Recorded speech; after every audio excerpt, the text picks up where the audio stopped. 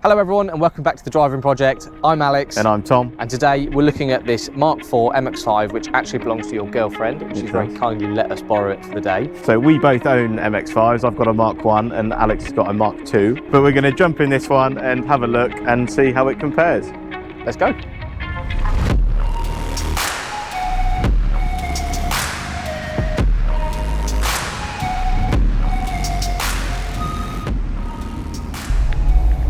Oh, it's got heated seats. I know it's got heated My seats. bottom's a bit warm. It's lovely. It'll keep you nice and toasty. See, you're already smiling. You're already smiling. We've driven about, what, 500 metres?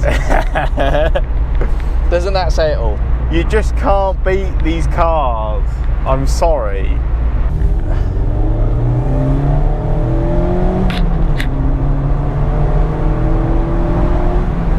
So this is the 2 litre version of the MX-5. They come in a 1.5 litre and a 2 litre. The big boy. The big boy. I think it's 158 horsepower, something like that. So it's not the big boy. It's not massive amounts of power, but it's not a massive car. So it pulls pretty well, I would say. Yeah. Has it got the LSD? So yeah, all the 2 litres as standard came with an LSD. The 1.5s were an open diff, however it was an optional extra. Cars like this are fantastic because they make a decent noise, they handle really well. This one is the first one that looks angry on the front.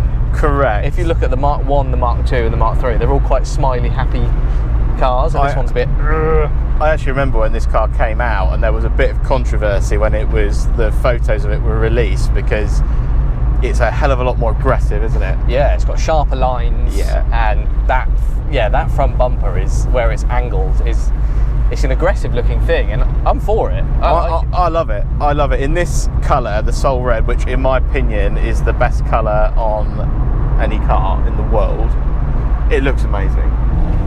What else I like about this is that it's just a nice place to be. We've got leather seats that are heated and comfortable. Got a sat nav, Bluetooth, I presume. Bluetooth. DAB radio, keyless vehicle, start-stop. The spec is... It's got all the mod cons. It's got cup holders here. Being my girlfriend's car, we've taken this on quite a few trips actually, up to like the Lake District, North Yorkshire Moors, places like that, to explore some driving roads. And it's super, super comfortable, and believe it or not, this car on long journeys will do 60 miles to the gallon. 60? 60 miles to the gallon. Crikey.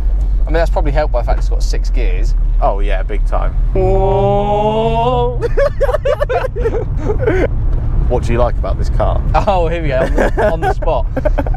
I just like the fact that we turned out of the yard, and within 10 seconds we were both smiling and laughing. Yeah. And that encompasses everything about not just this car but the whole Mazda MX-5 lineup. Is that, all right, there are more powerful cars, there are more glamorous cars, they're just fun. Yeah. And they don't cost the earth either. Is the roof electronic? No, but okay, but I prefer this. Maybe I'll do a demonstration of operation as to why I prefer it. The electronic ones, even the fast ones, a lot of them you can only do when you're stationary. Now I've done it a couple of times, even in our Saab, where you're at a set of lights, you're like, oh, put the roof down, then the lights change. Yeah. Okay. And it's like you get caught short. You get caught short halfway through a roof cycle. Whereas this, if it starts raining or you want to put the roof up or down, it's one latch in the centre, so it's really, really easy to put it up or down in a second. Right, red light coming up. Let me give you a demonstration.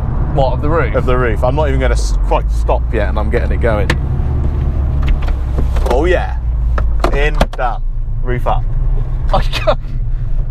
That was rapid. I didn't even have to stop. I'm not even stopped at the lights. That was awesome. I'm right in saying that your girlfriend uses this on a daily basis? She does, yeah. And how does she get on with it? Yeah, well, I mean, pretty well. She loves this car. She loves the way it looks, and she loves the way it drives, and because it is one of those things, especially when it's clean, it is a real head turner, this car. It does look good. In terms of a practicality point of view, yeah, obviously it's quite small, but the boot's pretty big, and it's quite deep, isn't it? yeah, it's very deep. There's actually a lot more room in it than you think, and obviously if you're just the only person driving it, you've got quite a lot of room here as well. And in terms of fuel consumption, so a full tank, I've just filled this up before we did this video, and it will do about 380 miles on a tank. It costs, I think, about 50 or 60 pound to fill up. Nice. So it's not that much to fill. It's a very, very manageable daily with the roof up as well. It's really, really quiet in here. It's nice and refined. I think if you had kids, it would probably be a bit different. Is that fair to say? Yeah, you could. If it was your sole car, you could only fit one child in the boot. I didn't even know. Most.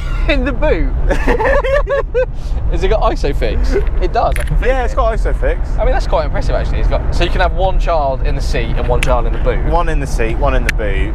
So, and that would be all right. Yeah. Should we give it a little zhuzh? Yeah, go on then.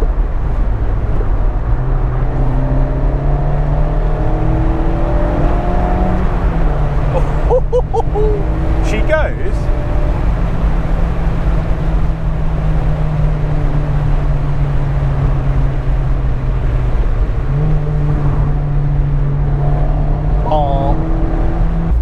One thing I see that feels exactly the same is that the leg room isn't great. No, we're quite fortunate because we're not the tallest blokes in the world. We're pretty vertically challenged, aren't we? Well, I mean, we're what, 5? I'm 5'9". I'm 5'8". So, I mean, there's enough room in it for us, but both of our seats are right back against the bolster. I could do with another 6 inches. Yeah. In terms of, I've got enough room to operate everything. Would I like maybe a little bit more for my legs? Yes. But for the way this car drives, I'll deal with it. Just make do. I mean, you can have one for 15 grand. Yeah. Actually, that's held its value quite well. Oh, 100%. The cheapest comparative one on Auto Trader is a 2016 Sky Active G Sports Nav, which is what this is. Yeah. Done 31 for 12.5 grand. So Beth has had this car 4 years. 3 years. Done 30,000 miles in it. Yeah. And it's lost a few grand. It's lost a couple of grand. Yeah. The flip side of that is for 12 grand, you can buy one of these MX-5s and absolutely rip it around and have a good bit of fun. Yeah. And it's a new car. It is a new car. So, oh. Yeah, and then push it down. Ciao. Easy. If you know how to do it, Easy. it's easy. Very. No glove box. That is, for a car that's limited on space, I feel like they should have at least put a glove box in there. Yeah, but you've got your little flippy thing. Well, I want that and the glove box. And you got a little thing there which fit loads of stuff in. Yeah, some stamps. And a locking wheel nut. Yeah. And a pen. I would have liked a glove box. I think the slightly newer specs come with like Apple CarPlay or Android Auto, things like that. Don't think there's really anything else. The 2-litre model has had a bit of a zhuzh. So I believe that one, the new 2-litre, I think it's the same engine, they just fettled it, comes with 184 horsepower, so it's a little bit quicker, but that would be nice. But I mean, we'll probably keep this car for another year or two, and to be honest, we were talking about this the other day of what would we buy when we replace it, and quite frankly, I think we'd just get a new one. Says it all, doesn't it? It's a fun car to drive, and that's the point of this car. Oh, 100%. With his angry little face. Did you know Boris Johnson lives in this village? Does he? He actually does. We can ask him what he thinks of the Mazda. What do you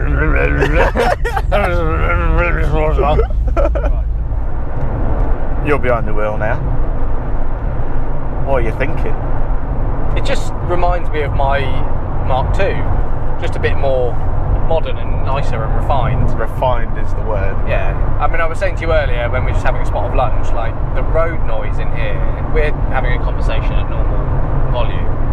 and the road noise isn't that loud.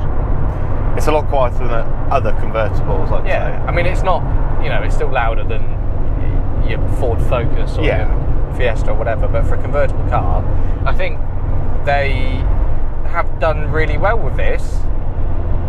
It's a nice place to be. It still feels like a Mazda. It's very familiar. It's fun to drive. It's nice having a little bit more power. Haven't had the rear end out yet, but I'm sure it does go sideways quite well. No, we're sensible. We have never, ever tried to make our cars go sideways, have we? No. Ever. That's the only thing I don't like about this car, that it's rear wheel drive. It's just dangerous. I know. Why would you ever want a rear wheel drive car? So silly. So with this car then, would you own one? Is it worth owning one? I would. I would. My girlfriend does, and I get to drive it, so do. I kind of do. It's definitely something to consider if you're looking to get a car which you want to get a bit of enjoyment out of.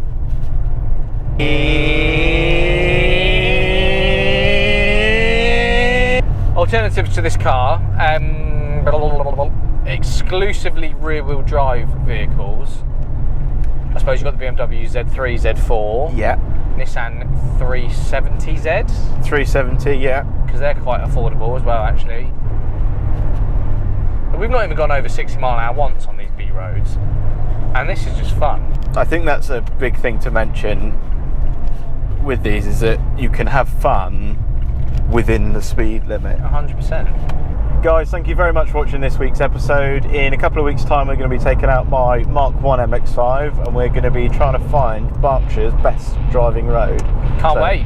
Looking forward to that, and we'll see you there. See you soon. Cheers, guys.